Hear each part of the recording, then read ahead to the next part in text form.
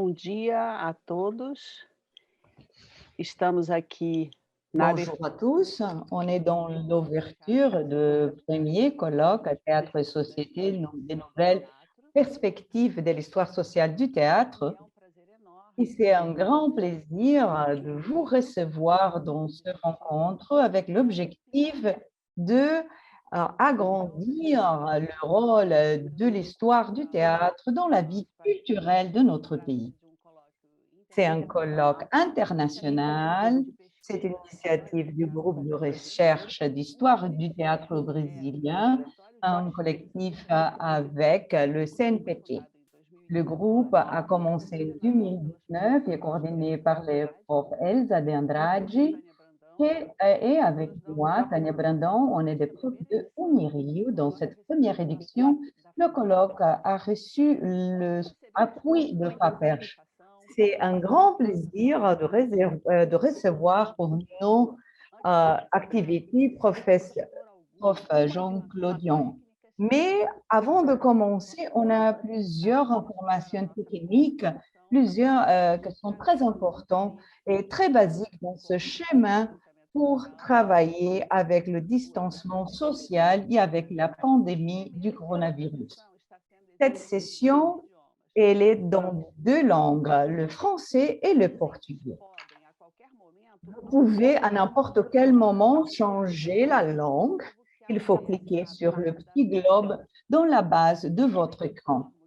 Je voudrais aussi informer que vous pouvez envoyer des questions en portugais pour le prof Jean-Claude Dion avec le question and answers.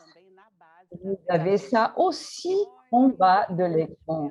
Les questions envoyées par le chat ne seront pas considérées. Attention, les questions envoyées par le Q&A seront sélectionnées par notre équipe, traduites et envoyées au prof pendant le débat. Avec la conférence, du moment où la conférence commence, vous pouvez déjà envoyer les questions. On va enregistrer cette session et elle sera publique après. Finalement, je voudrais bien rappeler à tous qu'on va avoir des certificats pour les participants, mais avec les exigences de présence dans 2 activités au moins. Avec ça, je voudrais bien présenter Jean-Claude Dion, qui est prof de l'Université de Versailles et directeur d'études continuées de l'École pratique de haute études et est spécialiste en histoire du théâtre du 19e et histoire culturelle de la même période. A publié des livres qui sont des références basiques pour l'étude et spécialement les belles biographies de Offenbach, la première édition par Gallimard en 2000 et la réédition en 2010, et aussi Scribe de la librairie Visée en 2002 et 2012. Il a publié une histoire du théâtre à Paris de la Révolution à la Grande Guerre, Faroubier, et en 2019 a publié le Monsieur Offenbach nous écrit et une recherche très intéressante sur la relation entre Offenbach, parce qu'en portugais on dit Offenbach, pas Offenbach, et professeur Jean-Claude Dion, c'est un grand plaisir de vous avoir ici dans notre premier colloque Théâtre et Société. Et certainement, on va apprendre beaucoup pendant cette session avec votre conférence, spectacle et presse en France. Je passe la parole au prof Jean-Claude Dion.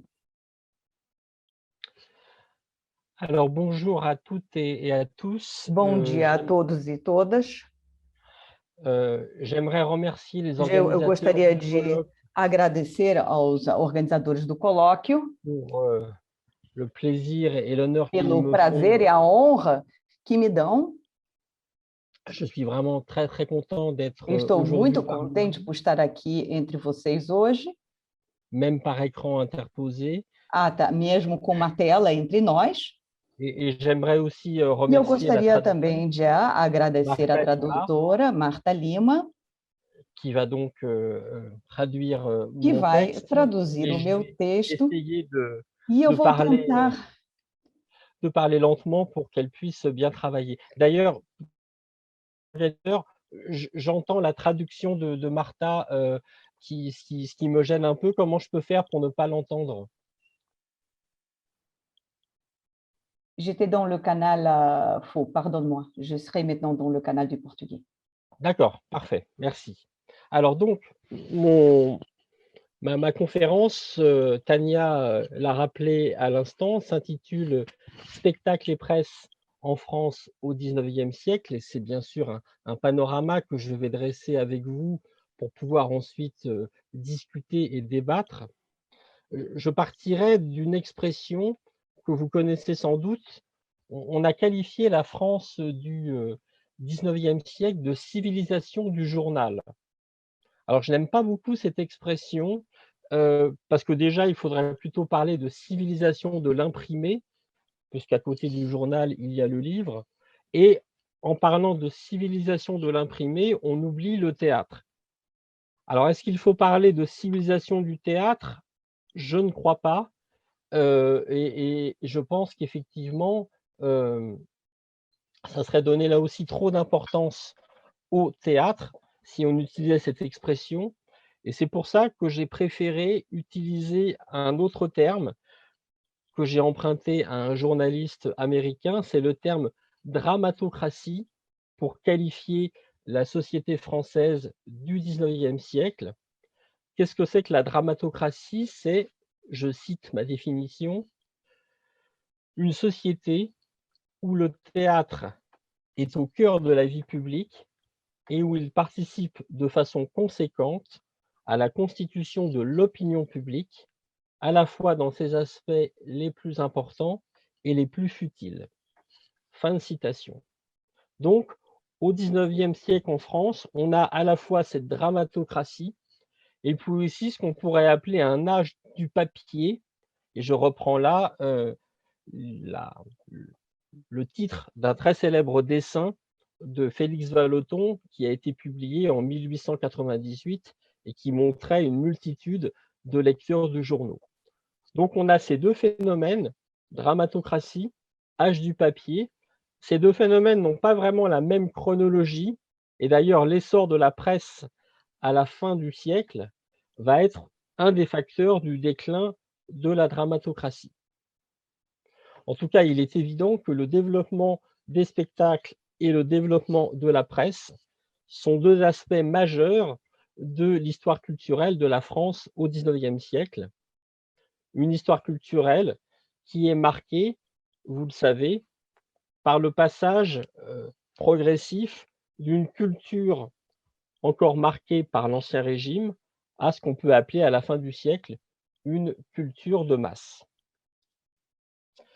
Et d'ailleurs, les régimes politiques successifs ne se sont pas trompés, en donnant la même importance à la presse et à la scène et en cherchant à les contrôler avec les mêmes dispositifs, que ça soit la censure, le cautionnement.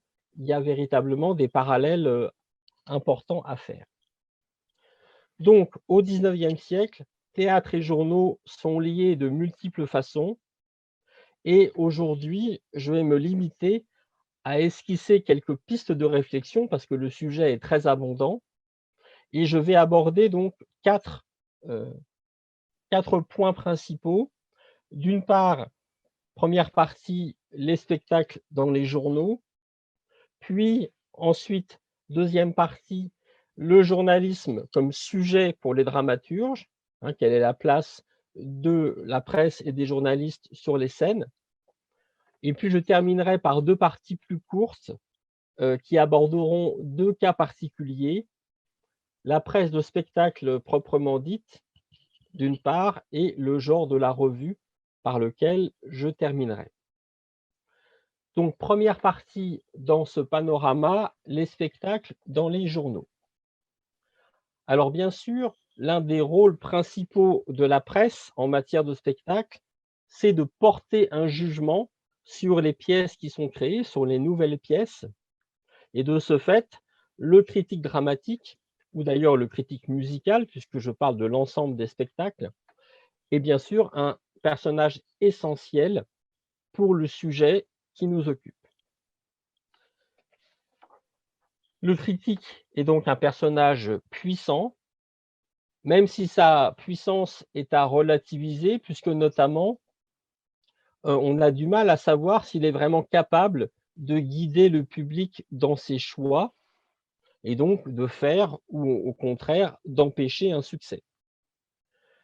Malgré cela, le critique n'en reste pas moins, tout au long du XIXe siècle, un personnage vraiment très important, un personnage qui compte dans le pari artistique et littéraire, et un personnage qui est en quelque sorte un intermédiaire entre les théâtres et les journaux. D'ailleurs, quand on évoque les critiques de cette époque, il ne faut pas oublier non plus les critiques qui écrivent dans la presse de province et qui n'ont pas été beaucoup étudiés, mais qui mériteraient de l'être, puisqu'ils sont des membres influents de l'élite culturelle locale, avec vraiment, là aussi, beaucoup de pouvoir. On doit aussi noter que certains journaux provinciaux publient des chroniques portant sur la vie parisienne, chroniques dans lesquelles le théâtre est évoqué. Un seul exemple, le Sémaphore de Marseille, qui dans les années 1870 fait appel à Émile Zola pour informer ses lecteurs marseillais de ce qui se passe dans les théâtres parisiens. Donc, vous voyez, il y a tout un ensemble entre le critique à Paris, le critique en province et puis le critique parisien qui écrit pour la province. Donc, le critique est un personnage important, on va lui donner le titre de maître, et puis on va le traiter avec beaucoup de déférence, que l'on soit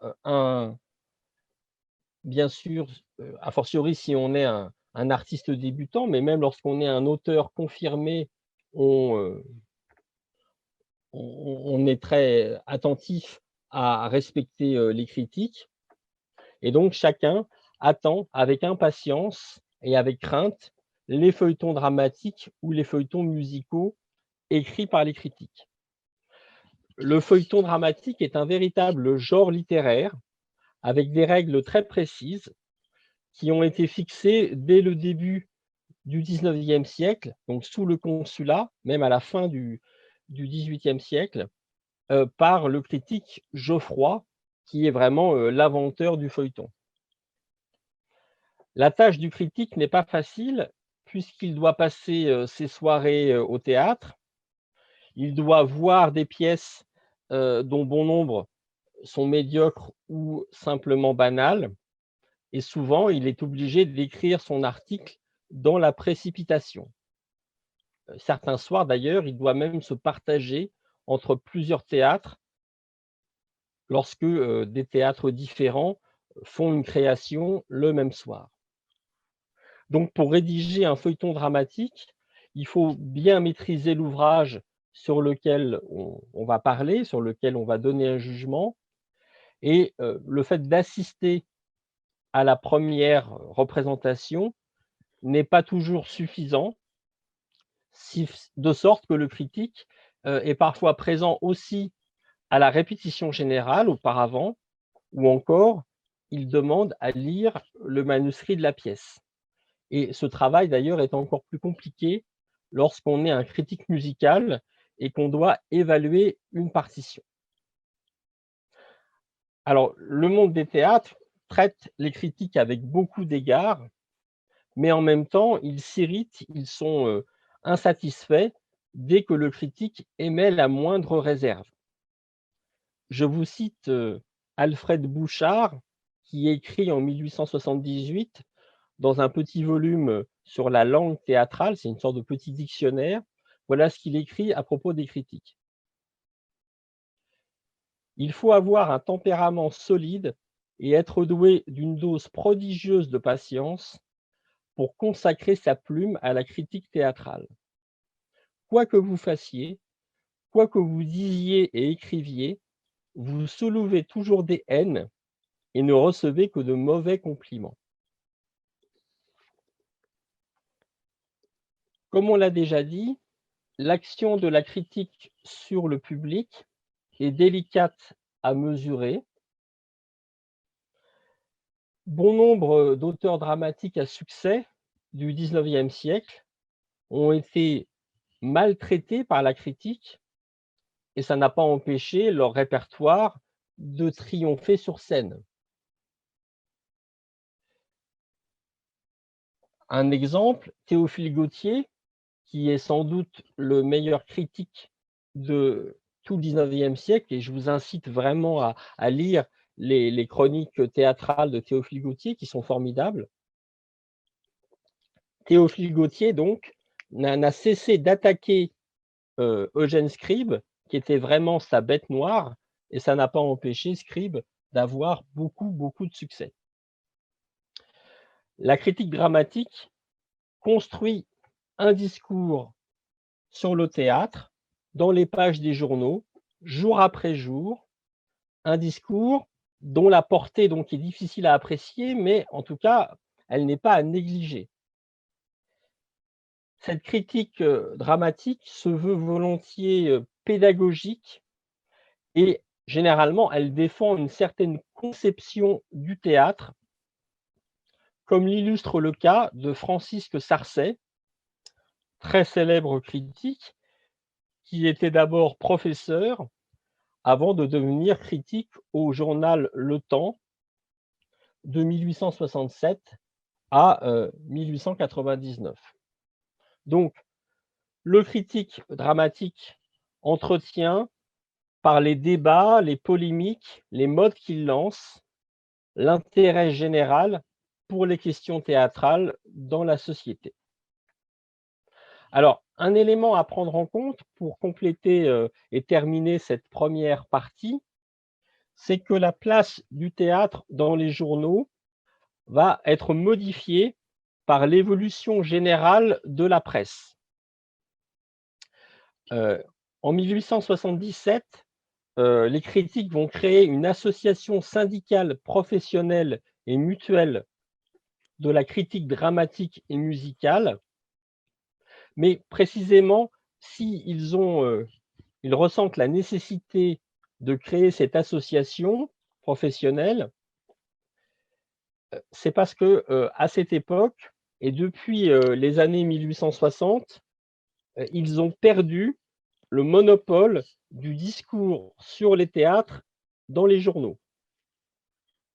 Alors, outre le fait que d'ailleurs, à partir de cette époque, ils sont de plus en plus obligés de donner le compte-rendu des pièces le lendemain de la première, et non plus dans leur feuilleton hebdomadaire, qui, vous le savez, était publié généralement le lundi.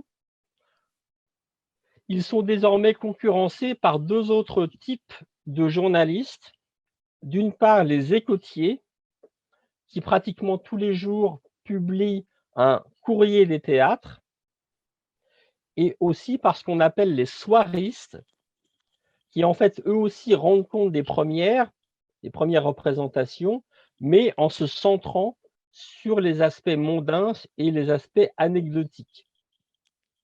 Et comme l'écrit Romain Piana, qui a beaucoup travaillé sur ces questions, l'apparition de ces nouvelles rubriques, donc les échos, la soirée théâtrale, je le cite, participe d'une dégradation du discours critique en reportage publicitaire, fin de citation, tout en mettant l'accent sur les aspects spectaculaires de la représentation. Il faut bien avoir en tête qu'à partir du Second Empire, et plus encore à la Belle Époque, les théâtres, les établissements de spectacle deviennent de véritables entreprises qui mobilisent beaucoup d'argent, beaucoup de capitaux, et qui, de ce fait, ont besoin d'attirer de façon quasi permanente l'attention pour pouvoir l'emporter sur leurs concurrents. À cette époque, donc, les théâtres vont se doter de secrétaires dont la tâche est d'inonder la presse de notes diverses à propos de la pièce à venir, de la prochaine pièce, etc. Le but, c'est vraiment de faire parler du théâtre. Et vous savez que dans le même temps, donc là, on est à partir des années 1860-70, se développe énormément le star system, qui implique de rendre compte sans relâche des faits et gestes des vedettes, qui sont donc eux aussi les stars, les vedettes, très présentes dans les journaux. Et du coup, la frontière entre information et publicité, frontière qui était déjà très incertaine, va se brouiller encore plus. Et du coup, quand on lit les journaux de cette époque, il faut être très prudent parce qu'on a du mal à comprendre quel est le statut de ce qu'on lit. Par exemple, quand vous voyez dans une pièce mentionner de façon répétée le succès, quand vous voyez, pardon, dans un journal mentionner de façon répétée le succès d'une pièce, eh bien, ça veut dire généralement qu'elle ne marche pas, qu'elle a de faibles recettes, puisqu'en fait, ce sont des articles, ce sont des publicités que les directeurs font publier en pensant que ça va attirer les spectateurs désireux de découvrir une pièce qui est censée avoir du succès. Donc, il ne faut pas lire ces articles au pied de la lettre. Donc, vous voyez, à la fin du siècle, en s'introduisant dans un grand nombre de rubriques du journal, les spectacles deviennent encore plus qu'ils n'étaient jusque-là partie prenante de cette actualité foisonnante que les journaux fabriquent autant qu'ils en rendent compte. Donc ça, c'était mon premier point. Et je me permets de demander à Martha si ça va, si je parle de façon correcte ou s'il faut que je parle de façon plus lente. C'est super bien. Bon, Ça super. va. Très bien, donc je continue sur ce rythme. Merci beaucoup, Martha. Alors, le deuxième point, c'est en quelque sorte l'inverse, c'est la presse dans le répertoire théâtral. Donc, on vient de voir que les théâtres sont très présents dans les journaux. Est-ce que ça a pour corollaire le fait que les dramaturges, que les auteurs du 19e siècle mettent en scène le monde de la presse?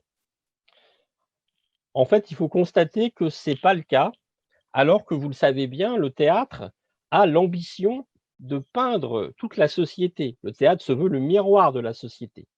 Mais le journaliste n'est pas vraiment devenu un type théâtral au 19e siècle, au contraire de ce qui s'est passé pour beaucoup d'autres professions.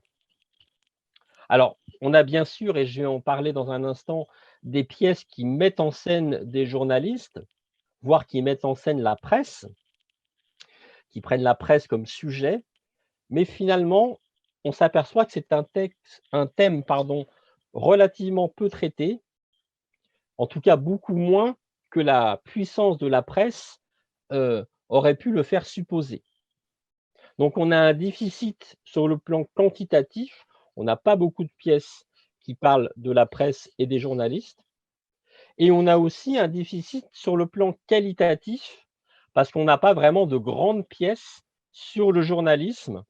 Et si on regarde par exemple le répertoire dramatique allemand, enfin en langue allemande de la même époque, on a par exemple une pièce qui s'appelle Die Journalisten, les journalistes, une pièce de Freytag, créée en 1852 à Breslau, ou encore une pièce intitulée Fink und Federbusch, une pièce du grand écrivain Arthur Schnitzler, une pièce créée à Vienne en 1917. Donc on a des ouvrages très importants qui parlent du journalisme dans le répertoire dramatique de langue allemande, et on n'a pas l'équivalent en France.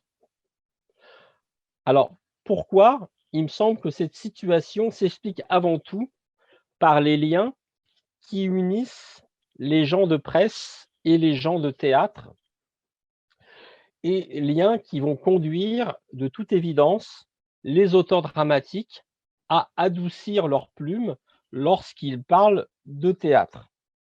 Hein, vous voyez, finalement, la marge de manœuvre des auteurs, elle est réduite parce qu'ils sont obligés de ménager la presse puisqu'ils ont besoin de la presse pour faire carrière.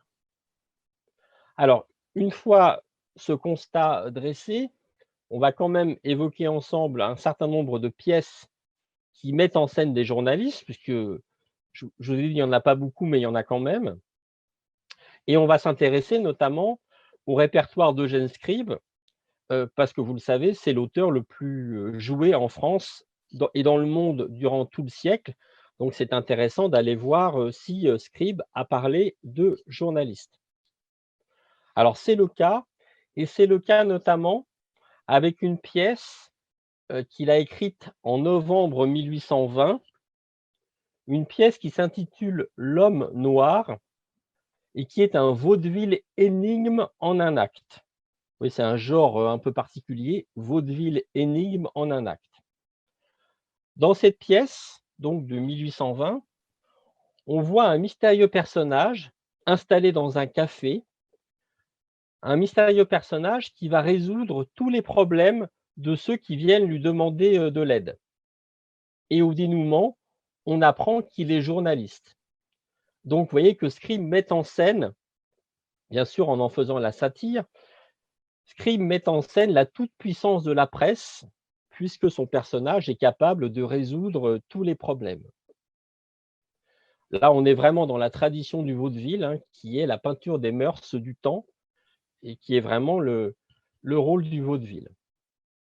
Alors, par rapport à Scribe, on peut citer une autre pièce beaucoup plus célèbre, qui s'appelle le charlatanisme, qui a été joué 5 ans plus tard, en 1825, au théâtre du Gymnase. Et dans cette pièce, qui est vraiment très célèbre, hein, qui a été jouée au Brésil, qui a été jouée un peu partout, qui s'appelle donc le charlatanisme, Scribe va proposer une autre figure de journaliste qui s'appelle Rondon, qui est également auteur dramatique. Et cette pièce, elle est assez critique envers le journalisme et elle va susciter un scandale dans la presse, un scandale tellement grand que Scribe va décider, et c'est quelque chose qu'il n'a fait pratiquement jamais, donc c'est vraiment exceptionnel, Scribe va décider de défendre sa pièce en écrivant un article dans un quotidien qui s'appelle Le Drapeau Blanc, pour défendre donc le charlatanisme. Et dans cet article, il écrit notamment « J'ai voulu dénoncer à l'opinion et tout ridicule ceux qui font du journalisme métier et marchandise. » Je répète, j'ai voulu dénoncer à l'opinion et tourner en ridicule ceux qui font du journalisme métier et marchandise. Et lorsqu'il écrira des grandes comédies données à la Comédie Française, dans les années 1830 et 1840, Scribe va s'attaquer aux méfaits des journalistes, mais sans proposer véritablement une nouvelle figure de journalisme, une nouvelle incarnation. Il y a juste dans sa dernière grande comédie, qui s'appelle Le POF, 1848, qu'il présente une journaliste, c'est une femme, qui s'appelle Corinne Desgaudet, mais à vrai dire, elle est autant femme de lettres et bas bleu que journaliste à proprement parler. Donc voilà pour Scribe. Encore plus radicale est une autre pièce qui propose une satire assez violente du monde de la presse. Cette pièce s'intitule L'école des journalistes. Elle est de la même période, elle date de 1839 et elle est écrite par une femme, Delphine de Girardin, la femme d'un grand journaliste, Émile de Girardin. Elle était elle-même chroniqueuse dans le journal de son mari, écrivain et auteur dramatique. Alors cette pièce, L'école des journalistes, elle a été reçue à la Comédie Française et elle a ensuite été interdite par la censure. Il s'agit d'une comédie en 5 actes et en vers, donc c'est vraiment une œuvre ambitieuse, importante. Et donc la censure dramatique l'a interdite, car selon elle, et je cite le rapport de censure, les journalistes y sont représentés comme des gens sans mœurs et sans conscience, qui, du sein de leur orgie, disposent des affaires publiques ou de l'honneur des familles et exercent un despotisme vénal sur toute la société, depuis les chefs de l'État jusqu'au dernier des marchands. Donc la censure interdit la pièce qui n'est pas jouée à la Comédie Française. Pourtant, Madame de Girardin avait pris la précaution d'opposer un personnage de journaliste intègre, un personnage de journaliste honnête, au journaliste vénal qui est le héros de la pièce. Alors la pièce a quand même été publiée dans le journal de son mari, faute d'être jouée, elle a été publiée, mais elle n'a pas été médiatisée comme elle aurait pu l'être si elle avait été représentée. Et du coup, il faut attendre le Second Empire et l'année 1861 pour que soient proposées au public français de véritables figures de journalistes grâce à une pièce d'Émile Augier qui s'appelle Les Effrontés, comédie en 5 actes, créée à la Comédie Française, et cette fois-ci, une pièce qui n'a pas été interdite par la censure, qui a vraiment été jouée. C'est d'ailleurs une pièce qui a eu beaucoup de succès à sa création et qui est restée assez longtemps au répertoire. Donc, c'est certainement la pièce la plus importante de notre corpus de pièces sur le journalisme.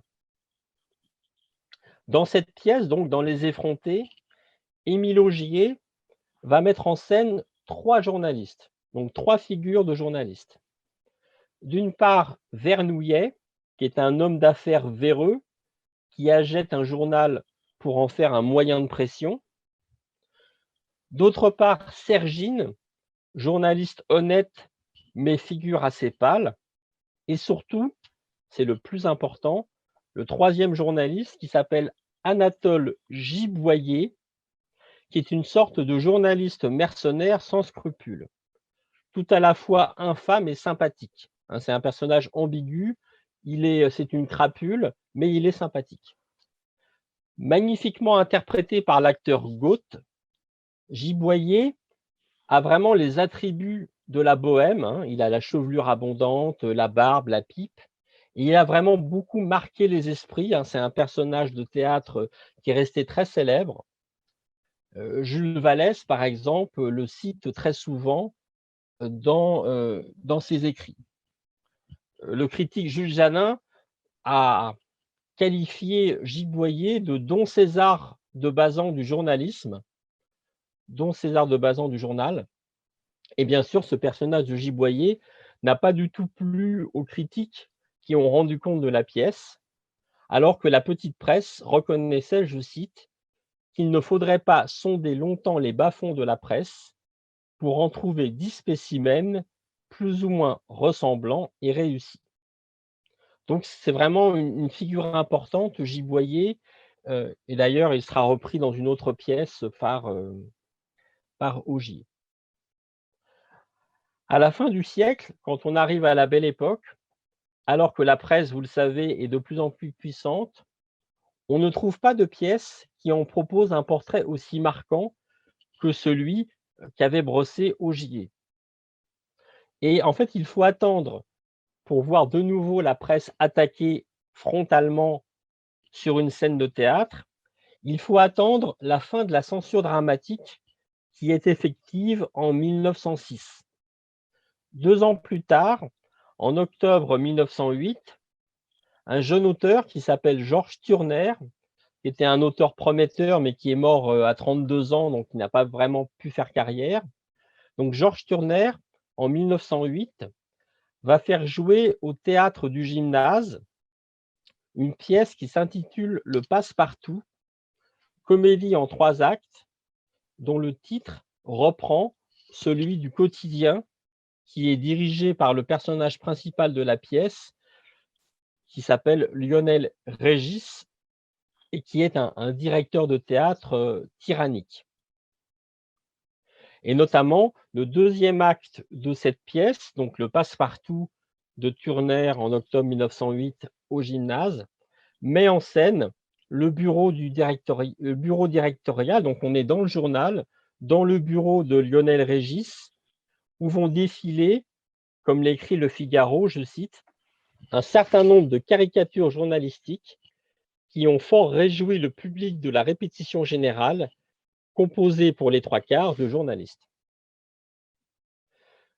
D'une façon significative, le critique du Figaro va louer Turner de n'avoir fait de la peinture du milieu de la presse, je cite, « nullement un but mais un moyen, attendu que, je cite à nouveau, une pièce entièrement consacrée au monde de la presse, monde trop spécial et trop ignoré du grand public, n'aurait que peu de chances de succès. » Donc, vous voyez, le Figaro n'a pas envie qu'on montre les dessous du journalisme sur une scène de théâtre. Alors, je viens de vous citer l'exemple de cette pièce, Le Passe-Partout de 1908. Il serait intéressant de poursuivre l'exploration du répertoire entre 1906 et 1914 et la Première Guerre mondiale, pour voir si, du fait de la disparition de la censure, la presse est réellement devenue à cette époque un thème prisé par les dramaturges. À vrai dire, on peut en douter, parce que je ne vois pas pourquoi la solidarité entre gens de presse et gens de théâtre aurait été brisée, même si la censure n'était plus là pour protéger les journalistes. Je crois vraiment que tout au long du siècle, les auteurs dramatiques, qui savent bien sûr les services que les journaux peuvent leur rendre, les auteurs dramatiques donc partagent cette opinion exprimée par le critique Paul de Saint-Victor lors de la création des Effrontés en 1861. Et donc je vous cite un extrait de l'article de Paul de Saint-Victor à propos des Effrontés, où Paul de Saint-Victor se montrait critique par rapport à la pièce d'Augier. Donc je cite, « Le journalisme, comme l'art dramatique, n'est-il pas une branche de la famille littéraire? La plume ne devrait-elle pas respecter la plume, comme l'épée salue l'épée qui défend le même drapeau et qui sert dans la même armée? Quel spectacle que celui des hommes de lettres s'injuriant du livre au théâtre, du roman à la comédie, et se jetant devant le public, leurs encriers à la tête. » Donc vous voyez, Paul de Saint-Victor dit qu'il y a une sorte de solidarité entre les journalistes et les auteurs dramatiques, et que les uns ne doivent pas attaquer les autres. Donc, pour conclure cette deuxième partie, vous voyez que la scène théâtrale n'est pas le lieu au XIXe siècle où on doit s'attendre à voir le pouvoir de la presse remis en question, ou même sérieusement discuté, même si bien sûr l'action du vaudeville, par exemple, et j'en ai donné un exemple avec Scribe, a été réelle. Mais finalement, il y a trop de liens qui unissent les théâtres aux journaux pour que le théâtre puisse critiquer la presse.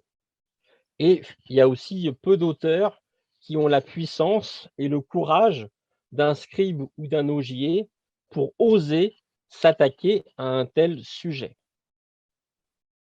Alors là, j'en ai fini avec ma deuxième partie. Et je vous rappelle que les deux parties suivantes sont plus courtes, puisque ce sont deux études de cas. J'espère que vous pouvez bien me suivre et que je ne m'emballe pas trop en parlant trop vite pour que Martha puisse me traduire sans problème, ce dont je la remercie. Et donc, je passe à ma troisième partie qui s'intitule « La presse de spectacle ». Et donc, je reviens dans cette troisième partie aux journaux proprement dit, après donc avoir évoqué le répertoire théâtral. Alors, on a vu en première partie que la critique des spectacles était effectivement un élément important de la présence des théâtres dans les journaux, mais les journaux au XIXe siècle ont aussi pour mission de donner le programme des théâtres, tout simplement d'informer leurs lecteurs sur le programme des salles de spectacle en parallèle avec les affiches.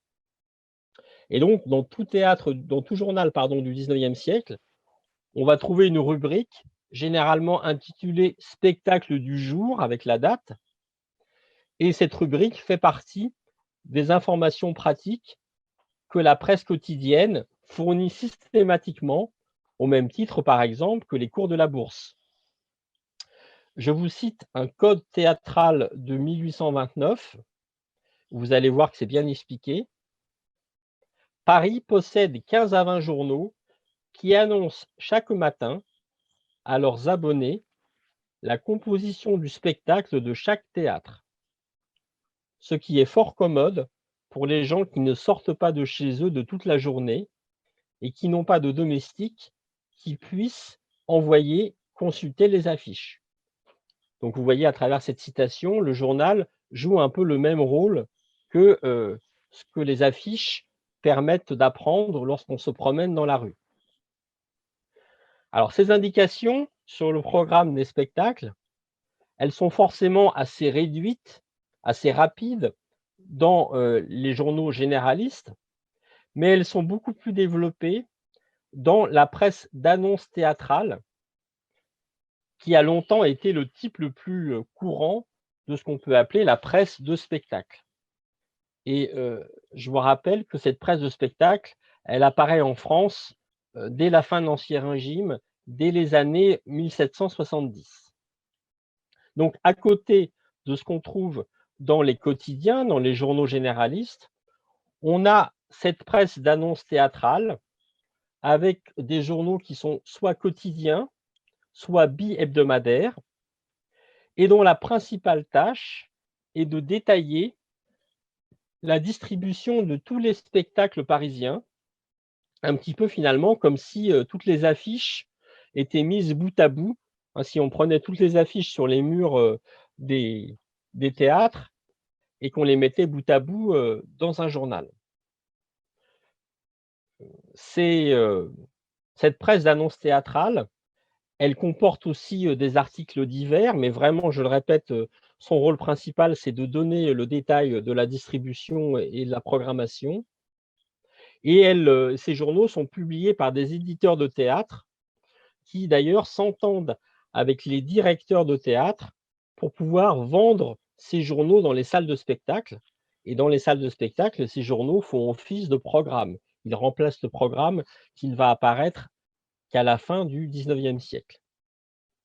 Le principal journal d'annonces théâtrales, et si vous avez travaillé sur le théâtre, vous l'avez déjà rencontré, c'est un journal qui s'appelle l'Entracte, qui a été publié de 1831 à 1897, qui a été racheté par l'éditeur Michel Lévy vers 1850 et qui va cesser de paraître, donc, vous voyez, à la fin du siècle, lorsque la maison Calman-Lévy va s'entendre avec un autre journal que vous connaissez aussi, qui s'appelle l'Illustration. Cette dernière revue, donc l'Illustration, publiait déjà à cette époque, depuis quelques années, des programmes d'un nouveau type, puisqu'il ne concernait qu'un seul spectacle, des programmes réduits et illustrés, qui finalement ne ressemblaient plus du tout à un journal et qui correspondent à ce que nous, on appelle de nos jours un programme de théâtre. Donc c'est vraiment la naissance du programme tel qu'il sera pratiqué au XXe et au XXIe siècle. D'ailleurs, à cette même période, l'Illustration va s'imposer comme un important éditeur de pièces grâce à ce qu'on appelle l'illustration théâtrale, puis à la petite illustration. Et en cette fin de siècle, vous savez, apparaissent des théâtres d'avant-garde qui, eux, vont faire appel à des peintres, des jeunes peintres comme Toulouse-Lautrec, comme Bonnard, comme Vuillard, afin de proposer à leurs spectateurs des programmes illustrés par ces artistes, si bien que vous voyez, à la Belle Époque, à la fin du XIXe siècle, on est vraiment dans un moment où le monde des spectacles redéfinit complètement, redéfinit en profondeur ses rapports avec l'imprimé en général. Alors, ces journaux d'annonces théâtrales, tant qu'ils ont existé, donc jusqu'à la fin du siècle, jusqu'aux années 1890, ces journaux d'annonces théâtrales faisaient très souvent preuve d'une vénalité qui a été beaucoup dénoncée à l'époque. Et on a un bon exemple avec quelqu'un qui s'appelle Charles Maurice, comme le prénom, qui a publié un journal qui s'appelait Le Courrier des théâtres, de 1818 à 1849. Le journal a parfois changé de nom, mais c'est grosso modo le même journal. Et Charles Maurice, il incarne, on pourrait dire jusqu'à la caricature, ce phénomène de vénalité de la presse d'annonce théâtrale. Puisqu'en fait, quand vous étiez un artiste, un auteur ou un directeur, si vous vouliez avoir de bons articles de la part de Charles Maurice dans le Courrier des théâtres, il fallait acheter et souscrire des abonnements auprès de Charles Maurice. Et là, vous étiez sûr d'avoir des articles positifs.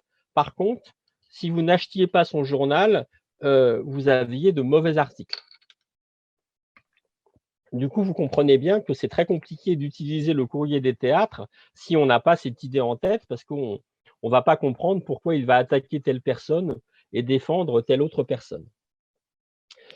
Ces journaux, d'ailleurs, ces journaux d'annonces théâtrales, sont également souvent liés à des agences dramatiques dont les activités concernent la province. La presse musicale, elle, émane directement des éditeurs de musique.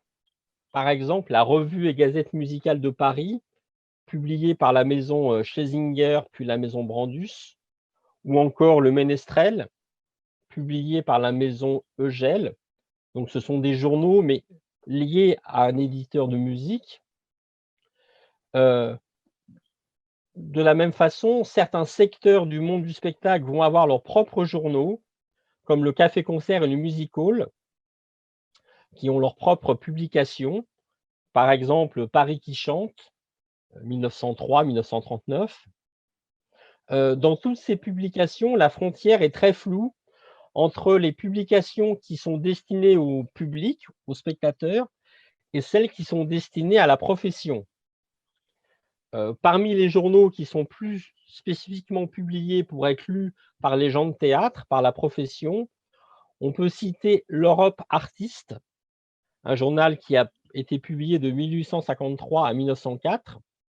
Et dans l'Europe Artiste, on va trouver des livrets de mise en scène, des planches de décors et de costumes qui vont permettre aux gens de théâtre qui lisent l'Europe Artiste en province de monter dans leur théâtre les pièces créées à Paris, donc en copiant les décors et les costumes des créations parisiennes. Et puis, pour compliquer encore un peu les choses, mais là, j'essaie de vous faire un panorama assez complet de cette presse de spectacle, à partir du Second Empire, va se développer une presse illustrée de spectacle qui se focalise sur l'image. Alors, ce sont d'abord des lithographies, des caricatures, puis des photographies, et bien sûr, cette présence de l'image va complètement renouveler la presse de spectacle.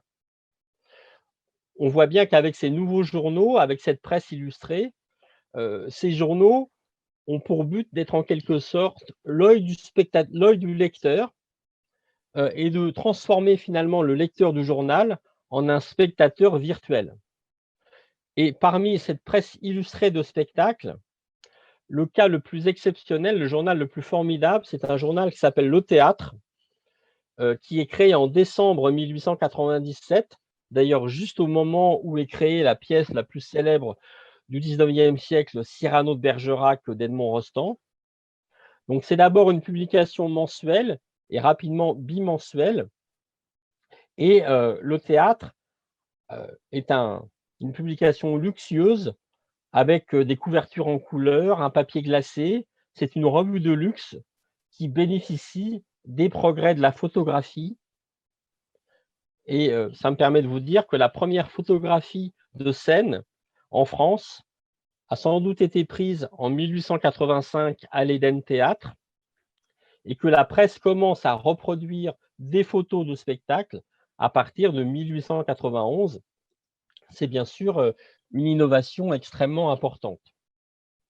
Quelques années plus tard, on peut citer à partir de 1907 un quotidien qui s'appelle Comédia, qui va durer jusqu'en 1944, qui a été créé par Henri Desgranges, qui est un grand journaliste, qui est le créateur de l'auto-vélo, l'initiateur d'ailleurs du Tour de France. Et donc, Comédia, c'est le premier quotidien consacré uniquement à l'actualité culturelle et les arts du spectacle, théâtre, spectacle vivant, cinéma, musique, danse, constituent l'essentiel des rubriques de Comédia.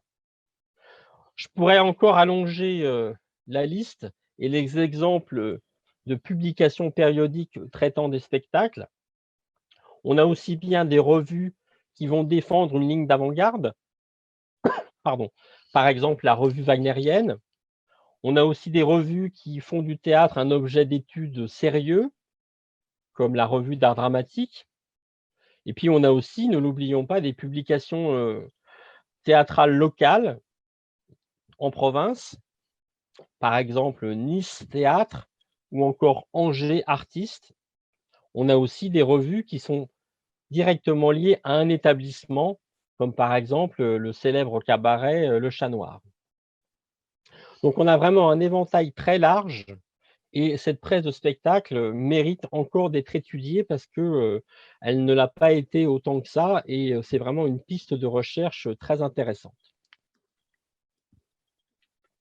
Alors j'espère que vous n'êtes pas trop fatigué de m'écouter et je termine avec une dernière partie, rassurez-vous, courte, un autre cas particulier, ma quatrième donc et dernière partie, que j'ai intitulée « L'actualité sur scène, le genre de la revue ». Alors, quand j'évoquais la présence de la presse dans le répertoire théâtral, ce que j'ai fait en deuxième partie, je parlais de pièces qui mettaient en scène les journalistes ou la presse, mais en fait, il faut réfléchir plus largement à toutes les formes que prend au XIXe siècle, ce qu'on peut vraiment appeler l'hybridation entre spectacles et journaux, et c'est dans ce sens que je vais intervenir dans cette quatrième et dernière partie. On pourrait dire que les journalistes et les auteurs dramatiques du XIXe siècle ont repris à leur compte une phrase qui sera prononcée bien plus tard par le cinéaste René Clair, donc au XXe siècle. Cette phrase, c'est la suivante: le public doit toujours être surpris par ce qu'il attend. Le public doit toujours être surpris par ce qu'il attend. En effet, que ce soit les journalistes ou les gens de théâtre, ils sont en contact permanent avec leur public et de fait, et là c'est un point très important, ils partagent, gens de théâtre, gens de presse, le même rapport au temps. Je vous rappelle que jusqu'au Second Empire, les théâtres ne pratiquent pas de coupure estivale, donc ils ouvrent leurs portes chaque jour, toute l'année, et de la même façon, les quotidiens sont publiés chaque jour également. Donc théâtre et journaux sont contraints à avoir un rythme intensif, et pour soutenir un tel rythme, eh bien, il faut pratiquer une sorte de jeu entre création et reprise, nouveauté et routine. Et surtout, pour pouvoir intéresser son public chaque jour, il faut être sans cesse à l'affût de l'actualité. Donc bien sûr, c'est évident de dire que la presse se nourrit de l'actualité, mais les théâtres, au XIXe siècle également, ont ce rapport à l'actualité. Il existe par exemple ce qu'on appelle les pièces de circonstance, c'est leur nom, les pièces de circonstance, qui vont célébrer un événement politique, que ce soit la fête du souverain, la naissance d'un héritier, quand on est dans un régime monarchique, ou encore une victoire militaire. Autre type de pièce de circonstance, lorsqu'il y a une catastrophe naturelle et qu'on organise des spectacles pour récolter de l'argent pour la donner aux victimes, pour donner cet argent aux victimes de cette catastrophe. Autre élément, j'ai déjà parlé quand j'évoquais Scribe, qui a vraiment pour mission de peindre les mœurs du temps, et donc le vaudeville a pour mission de mettre en action et en couplet les événements qu'ils soient importants ou pas, qui constituent l'actualité. D'ailleurs, il y a un type de vaudeville plus spécifique qu'on appelle le vaudeville anecdotique, qui se consacre à cette mise sur scène de l'actualité. Pardon. D'autres genres puisent dans l'actualité, d'autres genres dramatiques, en étant plus ou moins consciemment amenés à percevoir cette actualité à travers le filtre du journal. Si vous pensez par exemple aux drames judiciaires, les grands drames judiciaires qu'on joue sur les théâtres au XIXe siècle sont directement liés aux comptes rendus de procès publiés dans la presse. Et si vous pensez aux faits divers, et vous savez à quel point le fait divers est essentiel pour comprendre l'évolution des journaux, hein, il devient vraiment un élément central dans la presse dans la seconde moitié du siècle, eh bien, le fait divers va offrir aux dramaturges tout un matériau à exploiter. Pensez aussi, autre genre, les parodies théâtrales. Pour qu'il y ait des parodies théâtrales, c'est bien que les gens de théâtre ont une attention soutenue à l'actualité dramatique et mettent en scène, comme le font les journaux, cette actualité dramatique. En fait, les influences sont vraiment permanentes et dans les deux sens, hein, entre théâtre et presse. Et par exemple, si Meilhac et Halévy, hein, les célèbres librettistes d'Offenbach, vont proposer ce qu'on appelle des pièces mal faites, c'est-à-dire des pièces qui sont beaucoup moins structurées que les pièces de Scribe, et des pièces d'ailleurs qui anticipent sur le théâtre d'avant-garde de la fin du XIXe siècle. C'est parce qu'en fait, Meilhac et Halévy ont commencé à travailler dans la presse en écrivant des articles, ou alors même d'ailleurs pour Meilhac en dessinant, en faisant des caricatures. Pardon. Et donc, ils ont pratiqué un art de l'esquisse, du tableau, de la scène vite croquée, qu'ils vont recycler en quelque sorte dans leur répertoire théâtral.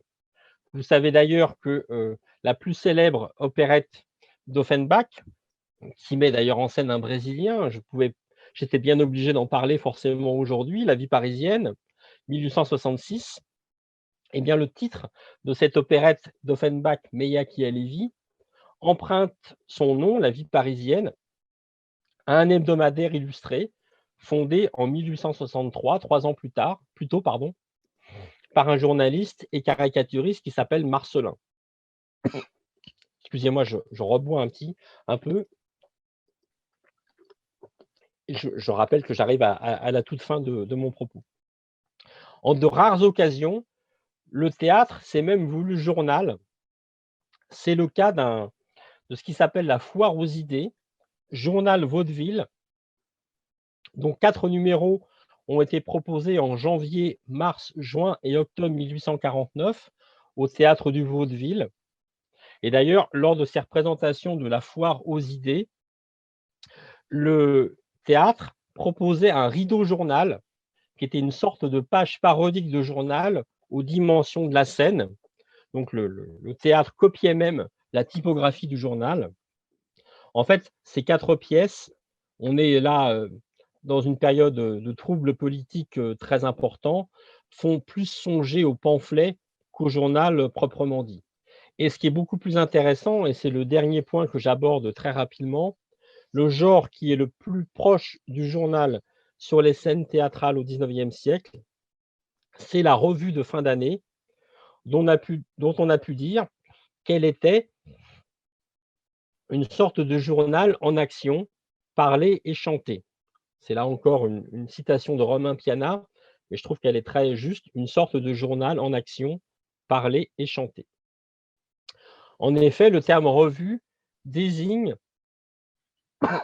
excusez-moi, je suis en train de m'étrangler, un certain genre de pièce à tiroir dans lequel l'auteur fait défiler sous les yeux du spectateur tous les événements un peu saillants qui ont marqué l'année qui vient de s'écouler. Révolution, guerre, inventions nouvelles, mode, faits artistiques ou littéraires, crimes, malheurs publics, etc. Dans les pièces de ce genre, toutes choses, même les plus abstraites, sont personnifiées de façon à faciliter leur introduction sur la scène. cette citation un peu longue, je la tire du fameux dictionnaire du théâtre d'Arthur Pougin, que je ne saurais trop vous recommander et qui date de 1885. Donc ce genre de la revue, euh, il est très présent sur les scènes secondaires. Il est apparu dès la fin du XVIIIe siècle. Il va se développer durant la première moitié du XIXe siècle, avec d'ailleurs des auteurs qui se spécialisent dans la revue, comme par exemple Clerville ou encore les frères Cognard.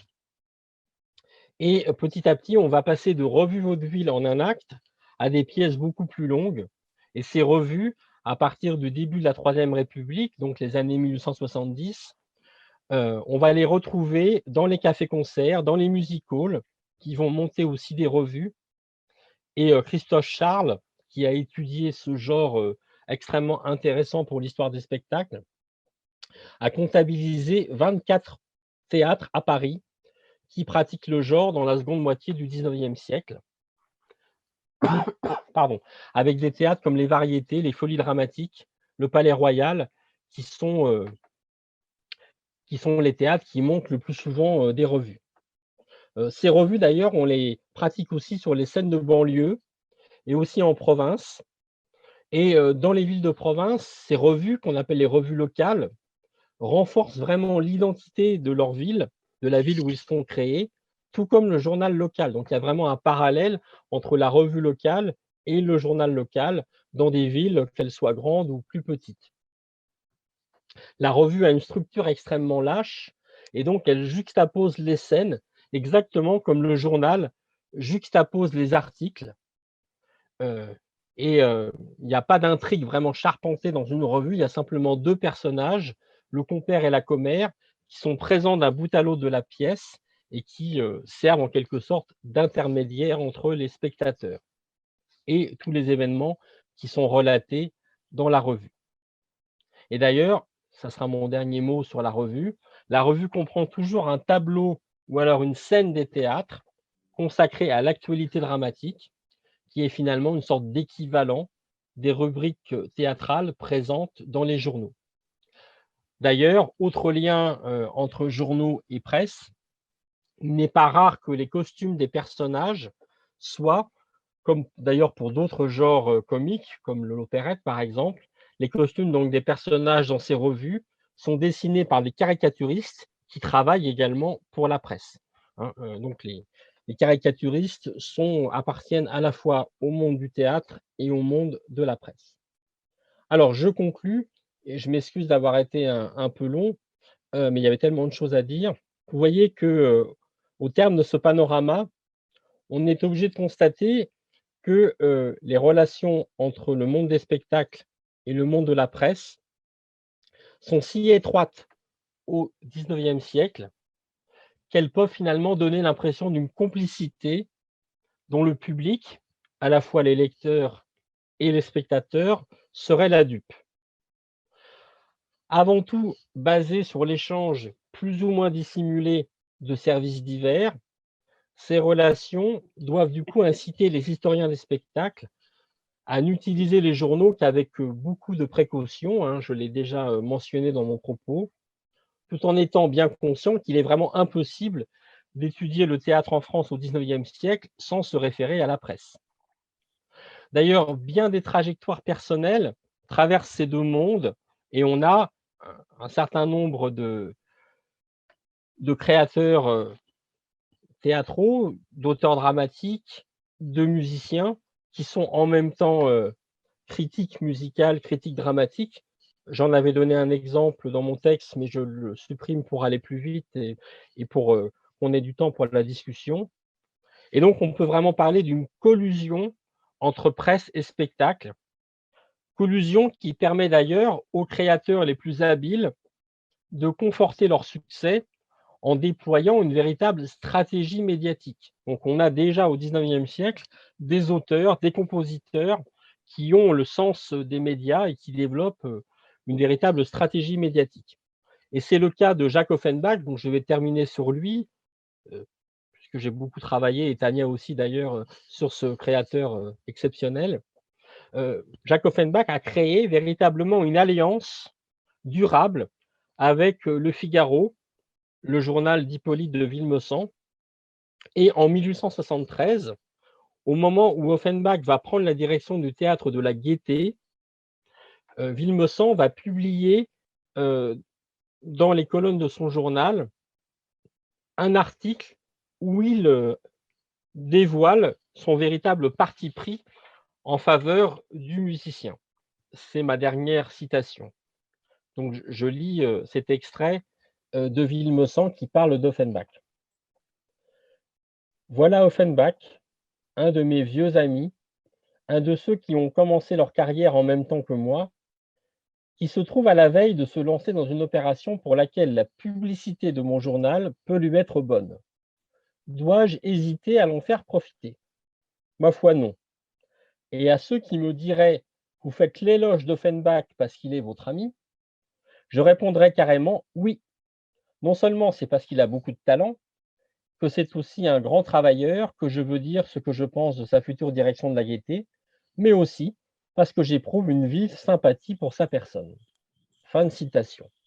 Alors bien sûr, un tel aveu est rarissime, et dans la quasi-totalité des cas, la presse fait en sorte de dissimuler ses alliances comme celle-ci sous un vernis d'impartialité. On fait semblant d'être neutre et en même temps, on essaye de rendre service à ses amis. Mais vous voyez bien, et c'est tout le sens de mes propos, que les journalistes au XIXe siècle sont chez eux, dans les salles de spectacle, tout comme, certes dans une moindre mesure, les gens de théâtre sont chez eux dans les salles de rédaction. Et ce que je vous dis là, je pense, pourrait être prolongé avec profit en s'intéressant aux relations au XXe siècle du cinéma et de la télévision avec la presse. Je crois que bien sûr, si les modalités sont différentes, le processus est globalement le même au XIXe siècle, à l'époque de la dramatocratie et de la naissance d'une culture médiatique. Je vous remercie beaucoup pour votre attention. Je me rends compte que j'ai vraiment été long. Je m'excuse auprès des organisateurs et de Martha, que je remercie à nouveau. Et je serai vraiment très heureux maintenant de discuter avec vous, puisque j'espère que l'intérêt au moins de ce long propos, c'est d'avoir suscité des remarques chez vous et de permettre une vraie discussion. Merci.